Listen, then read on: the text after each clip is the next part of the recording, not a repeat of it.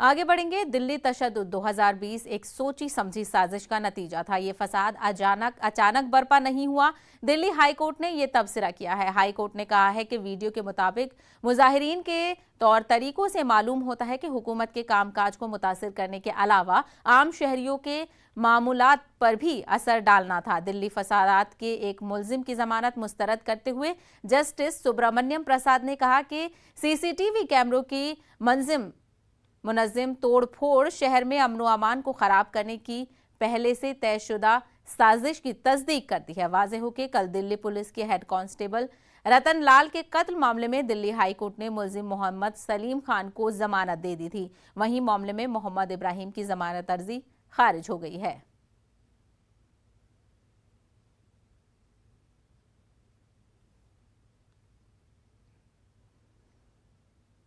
तो दिल्ली फसाद मामले पर लगातार हाई कोर्ट के जितने भी बयान सामने आ रहे हैं उनसे कई ऐसे मामले निकल कर आ रहे हैं जिसमें पुलिस और कई अन्य अदर चीजों पर सवाल उठ रहे हैं। हमारे साथ सुशील पांडे जुड़ गए हैं इसी मामले पर। सुशील पांडे, हाई कोर्ट का तबसरा आया है कि दिल्ली फसाद जो था वो सोची समझी साजिश था।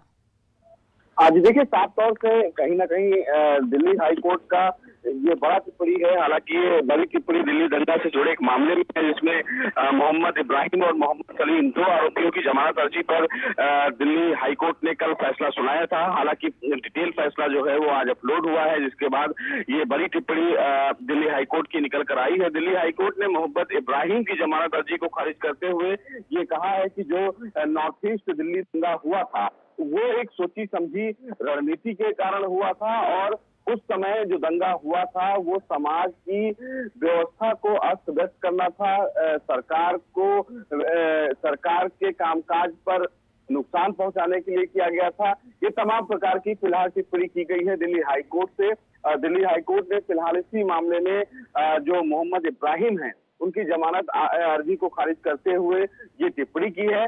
हालांकि कई ऐसे दिल्ली दंगा के मामले ऐसे भी हैं जिसमें दिल्ली पुलिस को लेकर कई बार कोर्ट ने फटकार भी लगाई है और दिल्ली पुलिस के जांच पर भी सवाल उठाया है। और कई ऐसे भी मामले हैं जिसमें जो राइट्स का मामला सुनवाई कर रहा जमानत को लेकर, जिसमें आरोपियों के द्वारा किस तरह उन्होंने व्यवधान पैदा किया या किस तरह पुलिस को परेशान किया, इन तमाम पहलुओं पर फिलहाल टिप्पणी आती रही है। लेकिन ये टिप्पणी कहीं ना कहीं काफी अहम इसलिए मानी जा रही है क्योंकि दिल्ली हाई कोर्ट की तरफ से ये टिप्पणी की गई है और ये कहा गया है कि किस तरह दिल्ली दंगा सुनियोजित था और किस तरह लोगों को परेशान करने की कोशिश की गई थी।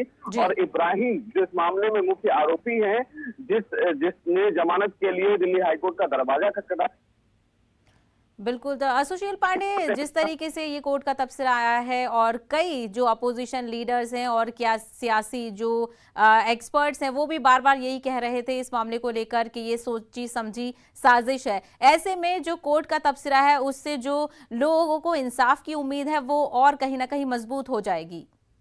देखिए, निश्चित रूप से कोर्ट जाना ही जाता है इंसाफ के लिए और ऐसे में कोर्ट की जो टिप्पणी है उस टिप्पणी को अगर हम दूसरे के नजीर पर देखें तो निश्चित रूप से कहीं ना कहीं ये एक बड़ा राहत उन तमाम लोगों के लिए भी है जो उम्मीद करते हैं कि देश की अदालतों से उन्हें न्याय मिलेगा। दिल्ली दंगा के कई ऐसे भी आरोपी हैं जो बेवजह सलाखों के पीछे हैं, तिहाड़ जेल में बंद हैं, जिनको अदालत की टिप्पणियों के बाद उनको जमानत मिली है। दिल्ली पुलिस जिस तरह इस मामले की जांच कर रही है, कुछ मामलों में दिल्ली पुलिस की तारीफ भी की गई है कोर्ट की तरफ से, कुछ मामलों में दिल्ली पुलिस को डांट भी लगाई है कोर्ट से। कुछ ऐसे आरोपी हैं जो काफी लंबे समय से कोर्ट में बंद थे और उनको टिप्पणियों के बाद जमानत दिया गया। तो निश्चित रूप से कहीं ना कहीं दिल्ली दंगा के मामले में अदालतें जिस प्रकार ट्रायल कर रही हैं और जिस तरह सवाल खड़े कर रही हैं, उससे ये जरूर कहा जा सकता है कि तमाम जो अफेक्टेड लोग हैं उनको जल्द से जल्द न्याय मिलेगा। बिल्कुल। तो कहीं ना कहीं जिस तरीके से ये पूरी हियरिंग सामने आ रही है, काफी मुस्बत इसके नतायज भी सामने आएंगे। सुशील, हमसे बात करने के लिए बेहद शुक्रिया। इसी मामले पर कपिल मिश्रा का क्या रिएक्शन है, आइए वो भी सुन लेते हैं।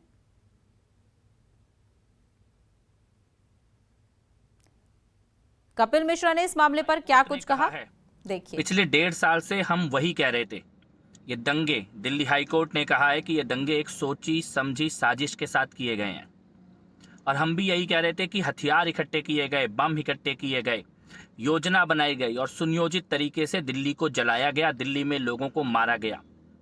और अगर उस दिन हम लोग मौजपुर चौक नहीं जाते तो रात में सोते हुए हजारों लोगों के कत्लेआम करने की तैयारी थी। पूरा जमुना पार का इलाका, यमुना विहार, भजनपुरा, करावल नगर, गोकलपुर, ये सारा पूरा घेर लिया गया था। चारों तरफ से लोगों के जाने के रास्ते बंद कर दिए गए थे और इतने हथियार इकट्ठे थे वहां पर। ताहिर हुसैन के घर पे या मुस्तफाबाद के स्कूल पे इतने हथियार इकट्ठे थे कि हजारों लोगों को मार दिया जाता सोते हुए। ये केस कांस्टेबल रतनलाल जी की हत्या का केस है, जिसमें हाईकोर्ट ने यह टिप्पणी की है।